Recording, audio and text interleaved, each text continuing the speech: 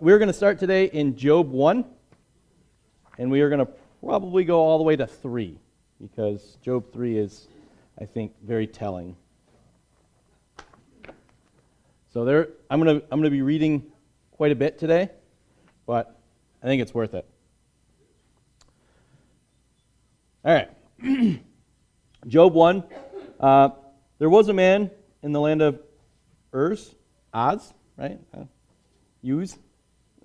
Whose name was Job, and that man was blameless and upright, and one who feared God, and shunned evil, and had 7 sons and 3 daughters were born to him. Also his possessions were 7,000 sheep, 3,000 camels, 5,000 yoke of ox, 500 female donkeys, and a very large household. Yeah. So that man was the greatest of all people of the East. And his sons would go and feast in their houses, each on his appointed day, and would send an invite for their 3 sisters to eat and drink with them. So it was, the days of feasting had run their course, and Job would send and sanctify them. And he would rise early in the morning and offer burnt offerings according to the number of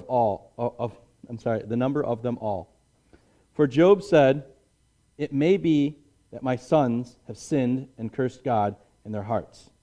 Thus Job did regularly. I am reading from the New King James, by the way. I don't know. A lot of people have switched over to ESV, but I am a rebel.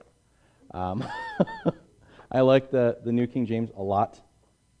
One of the things that I really, really love about Job is that this story is so methodically set up, and it is so airtight set up to just paint this picture of Job, of he is an upright man. He is what we would call a saint, right? Like when people are really close to God, we call them a saint, right? Well, this man did everything right, according to God.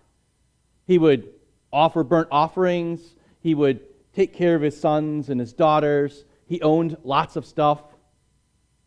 God has blessed this man a lot. And it says,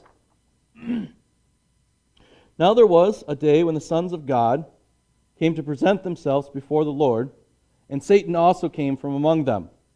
And the Lord said to Satan, 'Where have you come from?' So Satan answered the Lord and said, 'From going to and fro on the earth, and from walking back and forth on it.' The Lord said to Satan, 'Have you considered my servant Job, that there is none like him on earth, a blameless and upright man, one who fears God and shuns evil?'"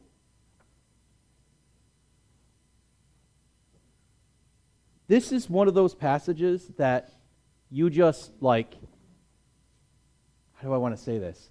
You just wish that Job could have seen this. Okay, imagine, if you will. The President of the United States is saying, "Hey, you're a great guy. Hey, you're a great lady." Cool. Now imagine that the King of the universe is saying, "This, my man. This is an honor. A high honor." So Satan answered the Lord and said, "Does Job fear God for nothing?" Such sarcasm.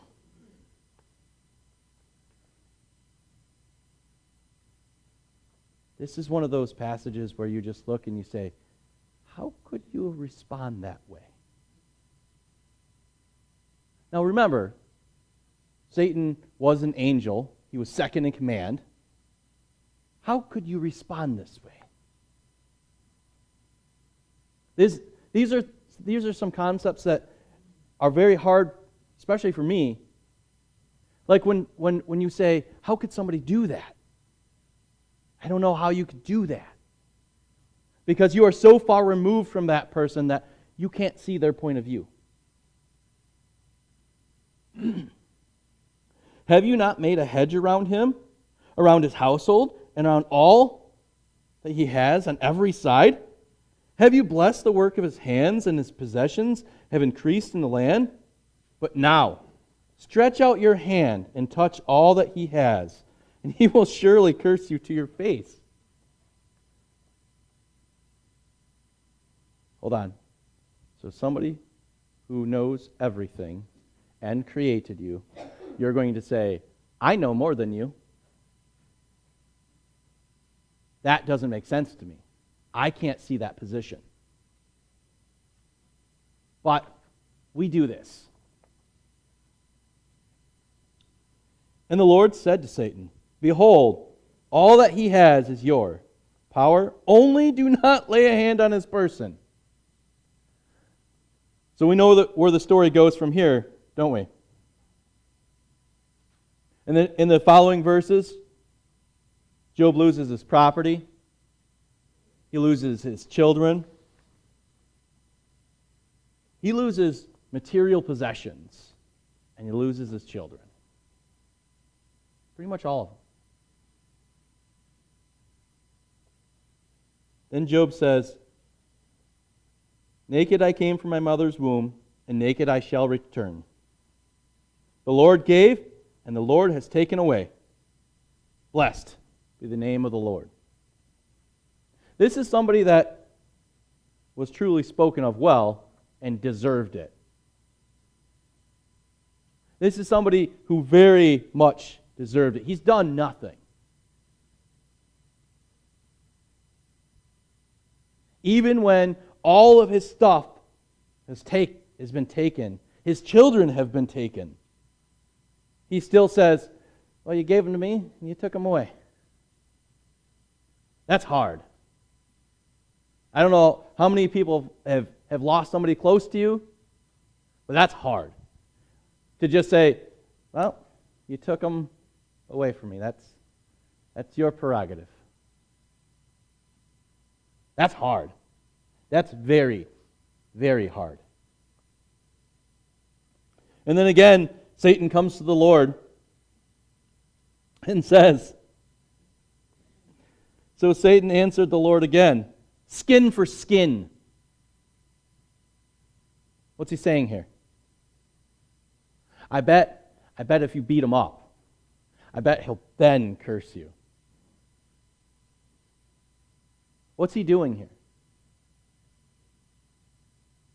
Satan's trying to up the attack every time. And every time, Job responds. It's in the Lord's hands. This man is absolutely blameless. This is a methodical way of laying it out. He is blameless. You can't touch this guy's honor. He's devoted. But in all this, Job did not sin nor charge God with any wrong.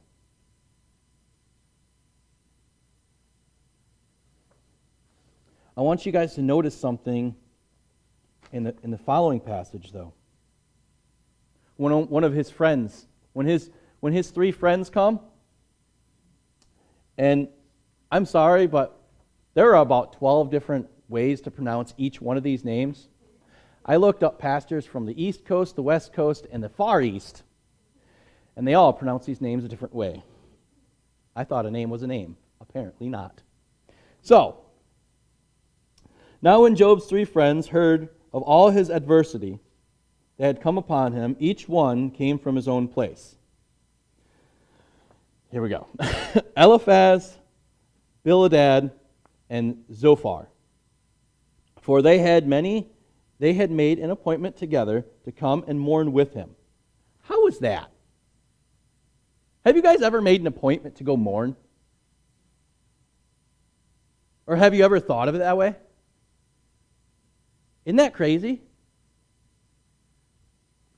I was thinking about that the other night when I was reading this, and I was like, we do. When somebody's mourning, we do go over there. We are making an appointment to go mourn. That seems a bit odd. and to comfort him. And when they raised their eyes from afar, they did not recognize him. They lifted their voices and wept, and each one tore their robe and sprinkled dust on their head toward heaven. So they sat down with him on the ground 7 days and 7 nights, and no one spoke a word to him, for they saw his grief was very great. I don't think they had words to describe this. They sat 7 days and 7 nights. They even lay it out as days and nights. The sun came up, the sun came down. The sun came up, the sun went down. 7 times. And no one says a word. Have you ever grieved with somebody like that? Have you ever just sat with somebody? That is the hardest thing to do. It's one of the hardest things in life that I've ever had to do, when you just kind of want to go over there and give them a big hug and say, it's going to be all right. But knowing that's not going to help. Knowing that they have to grieve right now. And you sit there, and no words are spoken. That is a hard thing to do. You would think that his 3 friends and him are, how do I want to say this, bonding during this time. His three friends should be learning what's going on. They're studying him during this time. That's what they had to do. But then his one friend speaks up. After 7 days, he said, look, I've had enough of this silence. I got something to say. If one attempts a word with you, will you become weary? Are you ready to speak? But who can withhold himself from speaking? Surely you have instructed many, and you have strengthened weak hands. Your words have upheld him who was stumbling. You have strengthened the feeble knees, but now it comes upon you, and you are weary. It touches you, and you are troubled. Is not your reverence your confidence, and your integrity of your ways your hope? You know what I love how he starts this. He knows that Job is a leader. Job is strengthened people through giving, through instructing. They look at Job as a leader. And they're saying, whoa, you've fallen down. Whoa. Then he says, is not your reverence your confidence? Have you lost faith? Where's your confidence?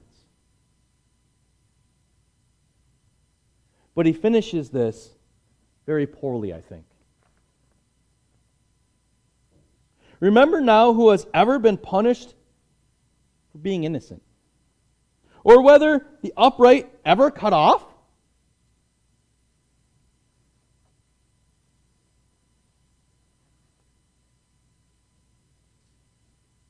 I think that's the case for us a lot. A lot. Here's the situation. This guy comes to Job. He hears all that's happened. He comes up. He sits with him. He formulates his words. He admonishes him. And then he says, what have you done? The innocent have never been persecuted here. They've never been punished. Neither the faithful cut off. What have you done? He doesn't ask. He just assumes right away. Now, I'm going to admit, he's probably a good friend for just coming. Because this thought had to have crossed his mind before he got there.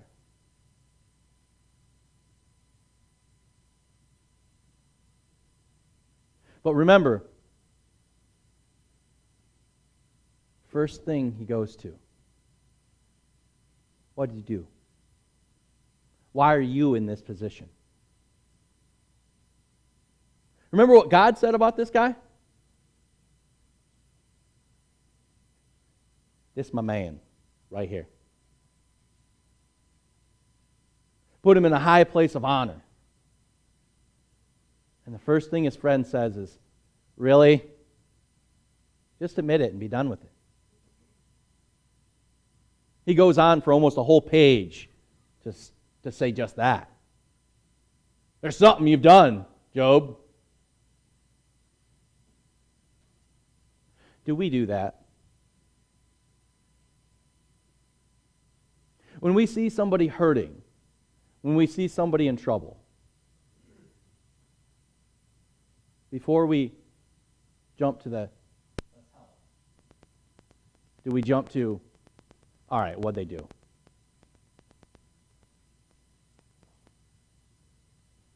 What happened? Are they crazy? I'm going to tell you a couple stories. One I read, one I was told. You guys can figure it out.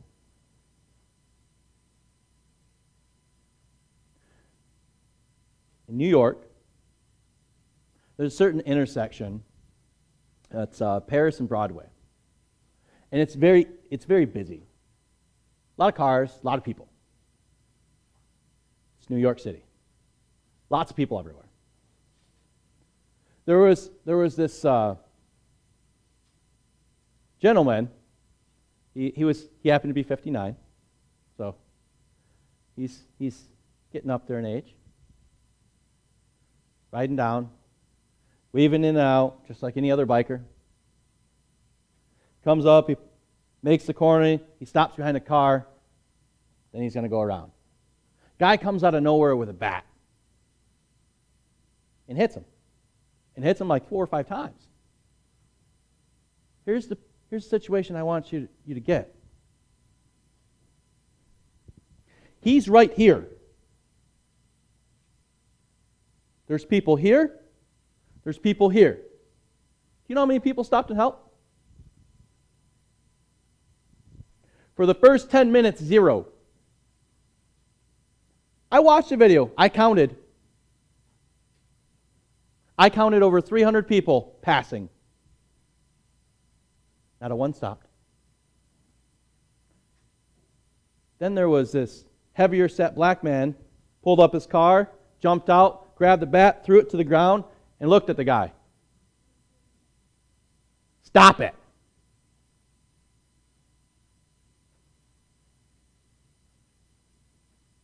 Now, why do you suppose the people didn't help?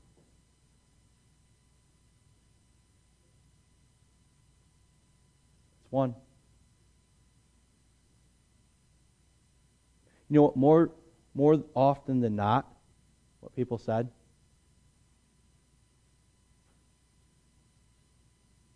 I didn't know what was going on. Maybe the guy deserved it.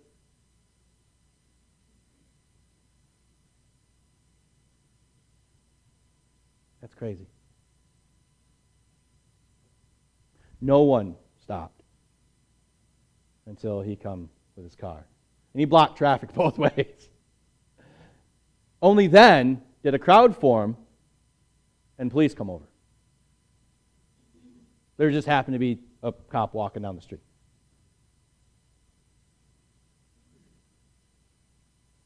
Tell you another story. This one might spur.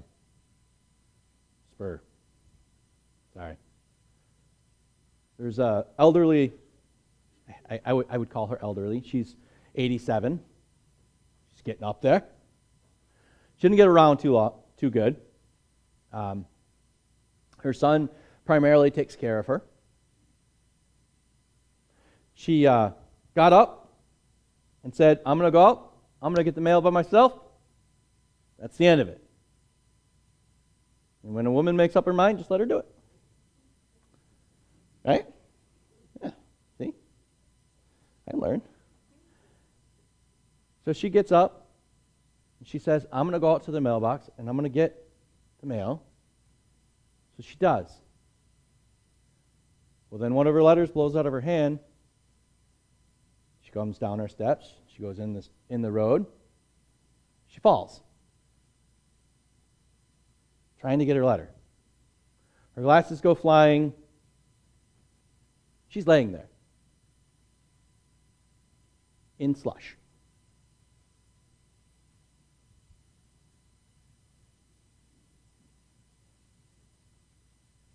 Cars are passing.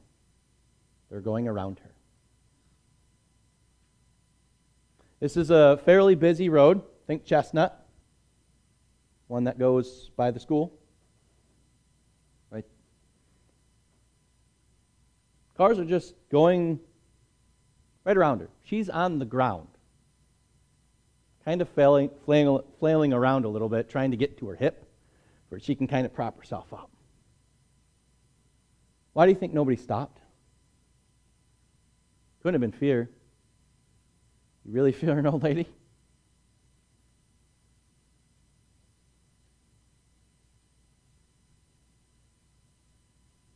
The neighbor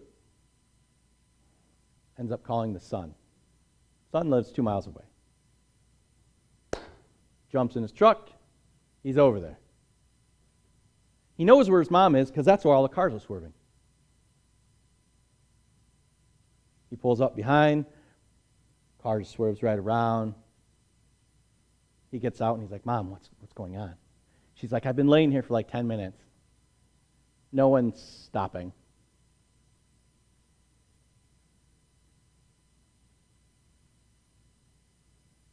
The heartbreaking part of this story for me is that this happened 2 weeks ago on Chestnut.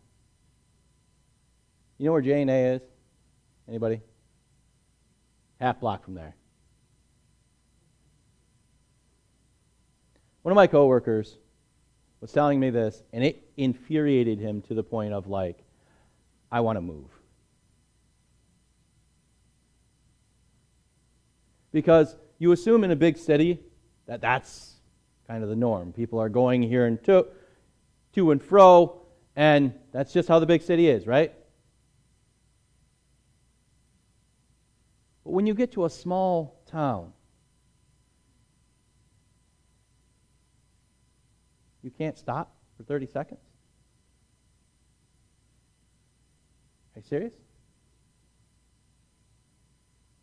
Yeah, I get it. Yeah, that's a school road. It was 2 o'clock. I get it. It's going to get busy. You can't stop for 2 seconds to help somebody up? The one guy that he's seen that drove around, he knew. So he asked him later, why didn't you stop to help my mom? Well, what was she doing in the street anyways?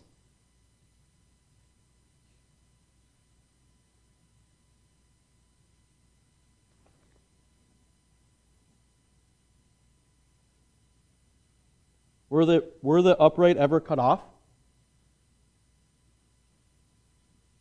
Whoever perished for being innocent? Same attitude. Same exact attitude. 100% the same attitude. We see this again taught very, very well in Luke 10. I'm guessing somebody knows what this is. By the smile on your face, you know. And Joe goes, yes, I've taught this. This is the story of the Good Samaritan. The people that passed by this guy, what do you think they thought?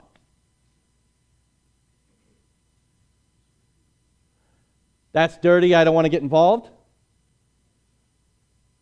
Doesn't he know this road is dangerous? Why was she in the street?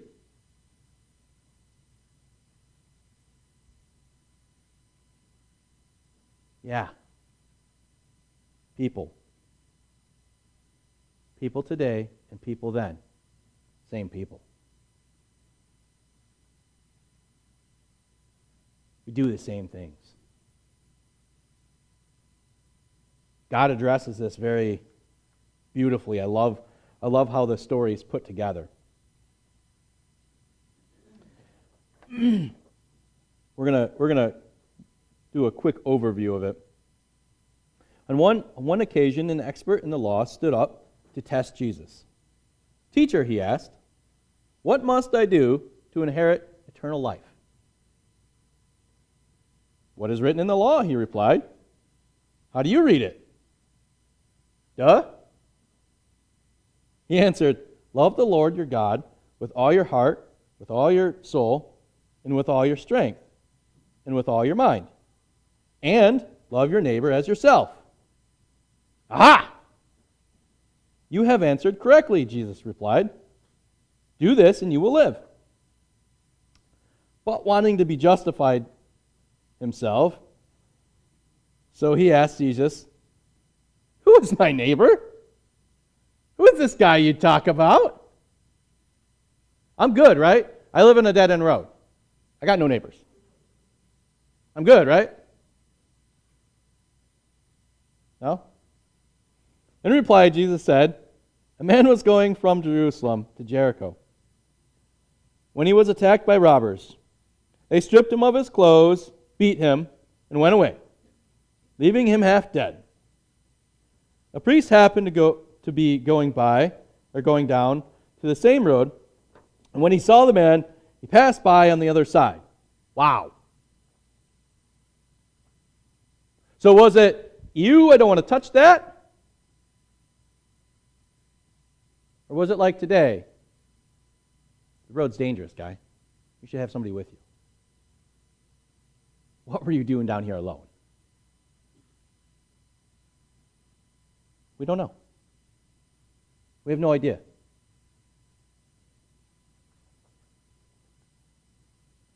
So too a Levite, when he came to the place and saw, passed by on the other side. But a Samaritan, as he traveled, came where the man was, and he saw him. He took pity on him, and he went to him and he bandaged his wounds, pouring oil and wine. Then he put the man on his own donkey, brought him into an inn, took care of him, and the next day he took 2 denarii and gave to the innkeeper, which a denarii was 1 day's wages. So he took 2 days' wages, gave it to the innkeeper. "Look after him," he said, "and when I return, I will reimburse you for any extra expense you may have." That's pretty crazy. He's just walking down the road, and these guys are supposed to be enemies. And he sees them, and it's like, "Oh man, that sucks." And he helps. He's like the guy in our first story. And says, "No, you won't do this. Stop it." And then he gives of himself and says, "I've worked 2 days for this. Here you go. By the way, I'll be back. If there's anything else, I'll cover it. Just do it." I don't know if you've ever said that to somebody, but that takes some gall. Because you don't know. There's no cap there. You come back and he's like, 100 denarii, please. And you're like, was the gold robe really necessary? Yeah.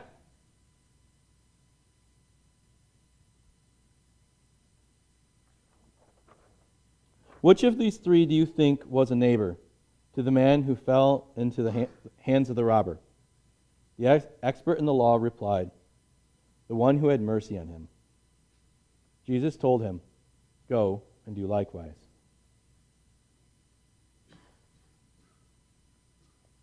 The correlation I want to draw here. When we have mercy on somebody, we're not assuming. That's one of the biggest things that block people from helping others. That's one of the biggest things that block people from joining ministries. They assume that it's going to be too hard. They assume that there's going to be problems. Try it. You'll find that it's a lot easier than you think. And a lot of times, helping people really gives you a lot more joy than you think. Yup, that's right, you're going to be late. That's okay. I'd rather have the joy of knowing that I helped somebody than take a point at work. This is something in our busy lives that we forget. We always do this whole reward versus risk thing in our head. Mercy doesn't do that. But we do this to show mercy. We do it all the time. If I stop to help this guy that has a flat tire and is looking at his car like, it has gas, I'm going to be late for work. But he's going to get a tire on his car and be able to be on his way. I've seen in Michigan's famous for this. Somebody passes you on a road and it's snowing and it's icy and somebody passes you and you're like, see you in the ditch. Right? But then you do. What do? Most people will keep going and go, bye! Told you! Why? A, we feel vindicated. B, it's cold out there. I don't want to get out there. I'll tell you a story. When I lived in Ludington, I worked in Lansing. Okay? I worked for my buddy Mark, and I was an in-home drug tester. So I was driving to Lansing like every other day. I liked it. A lot. But there was one day that it was late getting home. I had just, on the way to Lansing, I passed like a 47-car pileup. On the way back, I passed like a 10 or 12-car pileup. I just want to get home, be done with the day. I hadn't tested very many people. It was not a productive day. And it was like 2 a.m. I'm like, just get me home.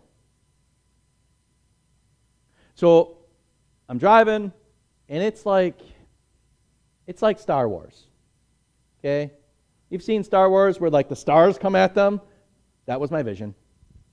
That was it. And I was like, where's my exit? And then I seen that all-encompassing sign that says, hey, your exit, mile away. And I'm like, yes! So I'm driving a little further, and then I see that sign, that little post marker that says, your exit was right there. And I'm like, no! Well, I come through the little pull-off, and I feel my car glide, and that was my car bottoming me out. Boop! Sitting right. My tires are like, don't know where I am. I'm not on the ground no more.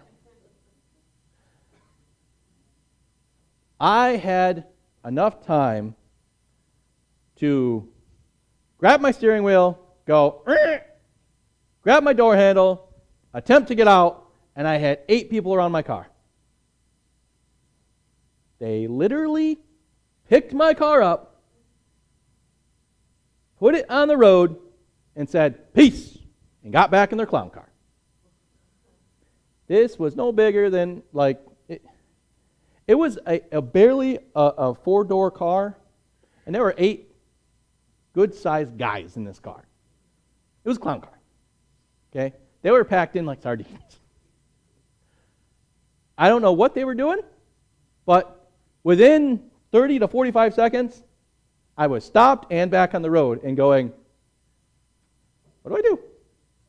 Kind of lost. That doesn't happen a whole lot.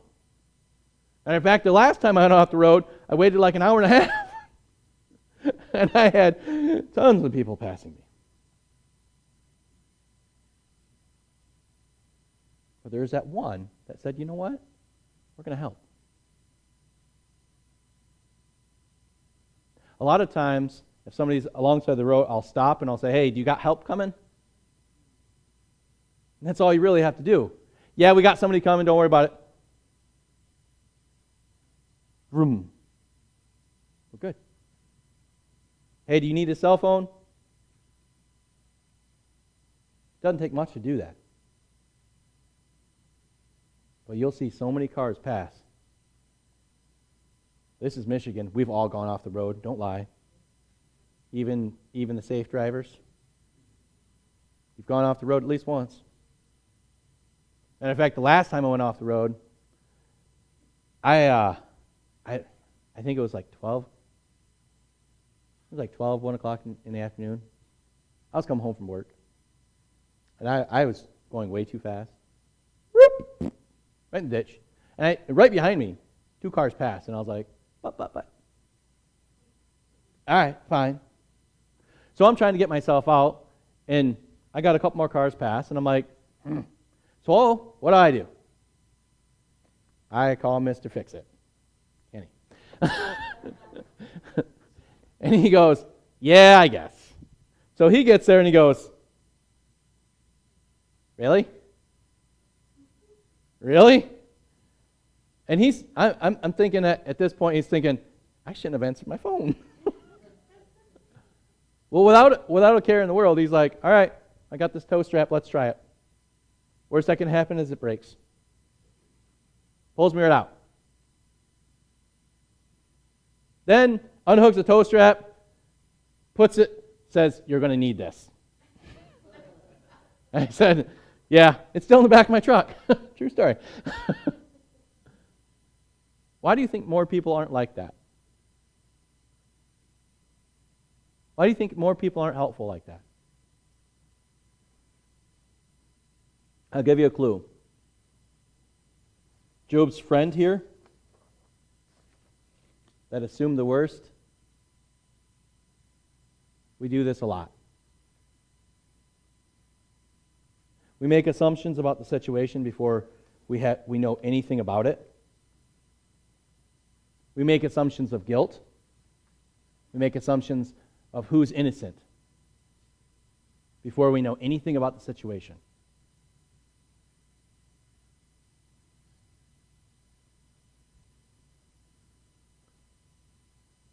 I'll tell you a story that illustrates this really well. Had a guy that he was pretty well built, and he's seen this girl run. He was in a lake. He's seen this girl just run into the lake, and she's like 10. And he knows, like, right where he is, he's standing on the drop-off, kind of doing one of these numbers, like cold water, warm water, right? And he sees this girl. She doesn't know, and he's like, hey, there's drop-off, and she's like, ah. She's a 10-year-old girl. Well, she goes in drop-off. Apparently, she can't swim. So, he kind of sees this. He's about 30 foot away. He's trucking it to get over there, and he dives down, and he gets her. Brings her to shore. He has her like this. Gets her to shore. Her dad now sees it.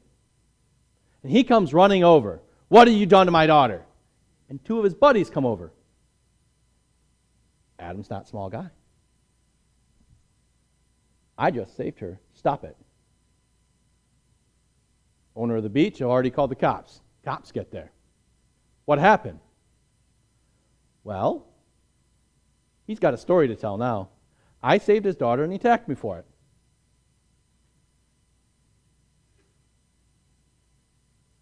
Do you know why this happened?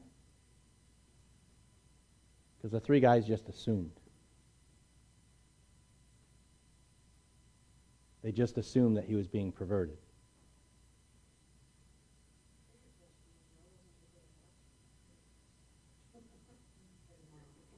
That's what we would ask. What I would ask is, why was he so mad? See, my response to situations is very different. Okay? When somebody comes to me and they want help, my response is, that's neat, the perpetrator's over there. Let's deal with the victim first. You know why? Because that's who I care about right now. I want to get what happened. What's going on? Is the situation like I see it? Or is this just a big misunderstanding? Did you just save my daughter instead of trying to touch her? There's a big difference there.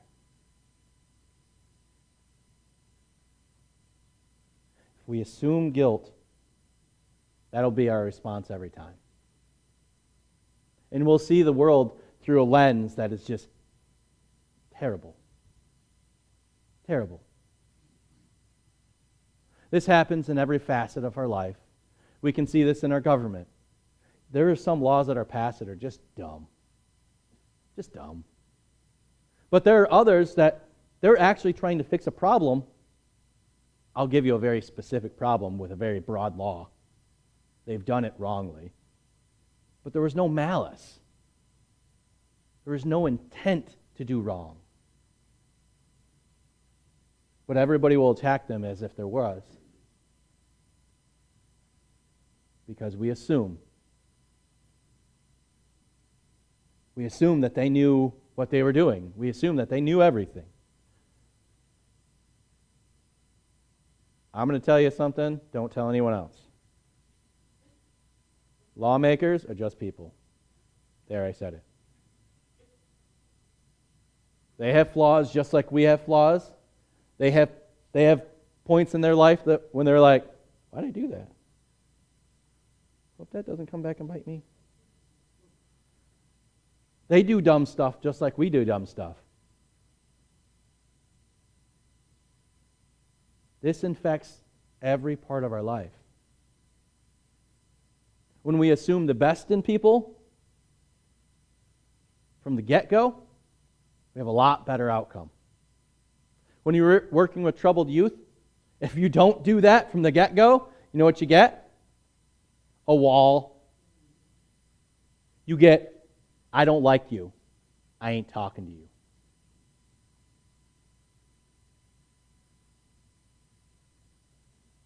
And when you're dealing with troubled people, you get the same response.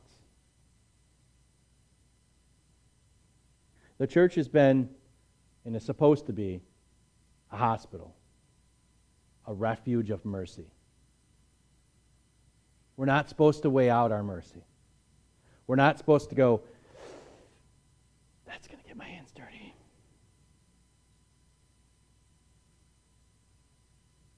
We're supposed to just give. Like Jesus is showing here in the parable of the Good Samaritan. This is where giving comes from. This is where our giving to the church comes from. This is where our missions come from. But I think we forget that we're in a community so often.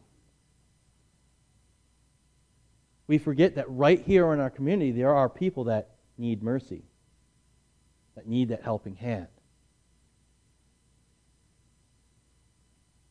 I have a challenge to each and every one of you. Help someone. This week, as you go through your week, as you will be found where you are supposed to be, find a way to help someone. Don't do it because you want something in return. Matter of fact, what I would suggest is help somebody who cannot help you.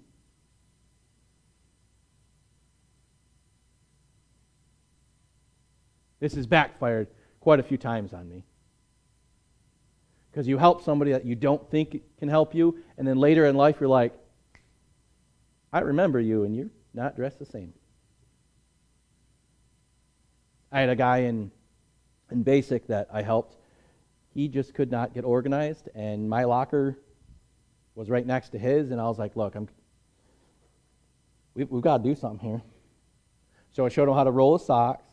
I showed him how to put his uniforms up, and I showed him how to put his patch on. And I am terrible at sewing, but I taught somebody to sew. I thought I was good. But later on, a couple years later, I met him. He happened to be in a command unit, and he happened to be one of the people that basically told everybody where they can and can't go. And I went, wow, I thought you were going to be an equipment operator. And he was like, nah, I chose another path. And I was like, obviously. You're bossing around every convoy here. And he goes, yeah, you know. And you know what he did? He went, I wouldn't have made it through basic without you. Thanks. And I was like, you're welcome. I'm going to go now.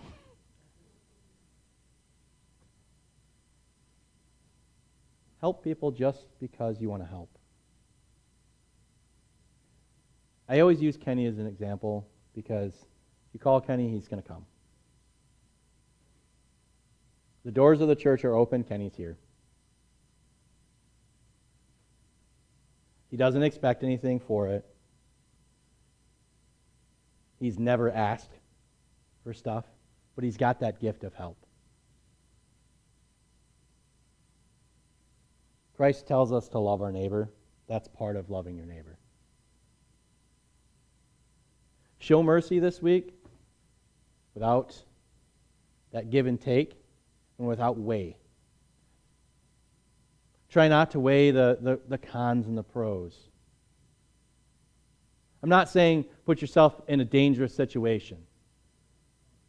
Okay? Your mercy may be, look, I seen an accident on the freeway. I'm going to pull off up here and call it in.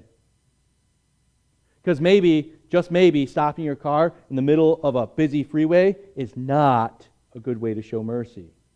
That's a good way to cause a car pileup.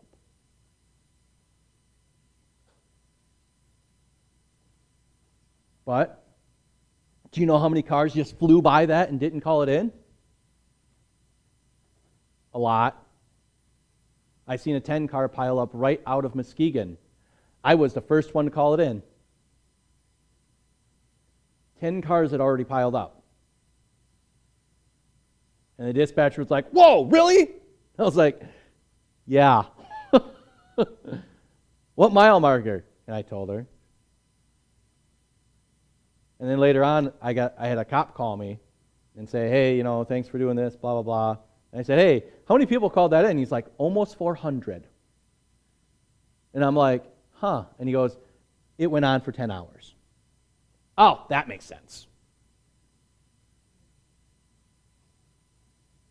It had already been going for almost 20 minutes when I passed it. Name somebody, if you can raise your hand and name somebody that doesn't have a cell phone that's over the age of 10.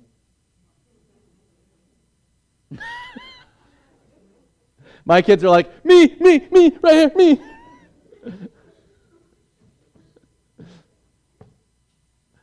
Yeah. We're not big at handing out cell phones. Almost every adult I know that drives has a cell phone. They could have called it in. It would have been easy. Showing mercy is not something that should be daunting to us. It should come naturally from us. Assuming guilt is not something that should come natural to us.